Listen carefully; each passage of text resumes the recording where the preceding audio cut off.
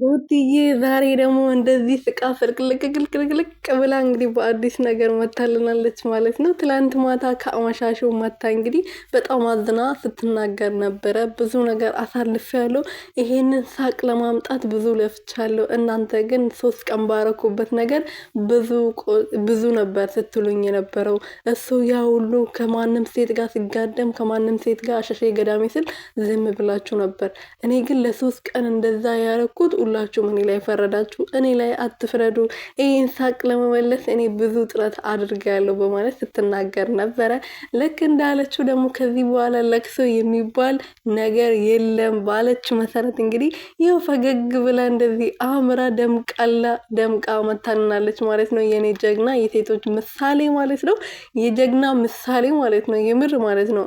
እኔ ባይሆን ኖሮ ይሄንን ነገር ማንም አያልፈውም ነበር። ዛሬ ተሰባብሬ ቤት እቀር ነበረ። እንደውም ሚዲያ ላይ መጥቼ እንደዚህ ላላወራ እችል ነበረ እነሱ እንዳረጉኝ እና አንዳንድ ጠላቶቼ እንዳረጉኝ ብዙ ነገር አድርጎኛል ብላለች።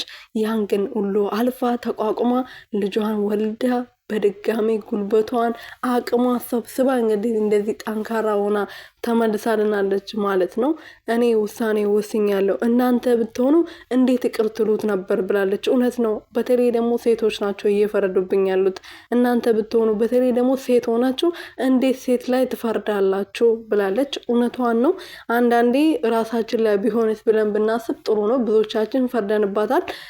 ለምን እንደዛ ያረገች ብለን ነው። ግን እኛ በመጥፎ ነገር አይደለም እንደዛ ያናት። ያኔ የእነሱን ደስታ ስለምንፈልግና አንድ ላይ ሆኖ የበፊታቸውን ፍቅራቸው እንዲመለስ ስለምንፈልግ ነው እንጂ ሩትዬ ለምን እንደዚህ ያረገች ብለን አይደለም እሷ ላይ የፈረን ነው ማለት ነው። እና እሷ ትናንት እንግዲህ በደንብ አርጋ መልስ ሰጥታለች። እንዴት እንደዚህ ትሉኛላችሁ በማለት ግን ከዚህ በኋላ ፈገግታዬን ታያላችሁ ባለች መሰረት እንደዚህ ፍልቅልቅ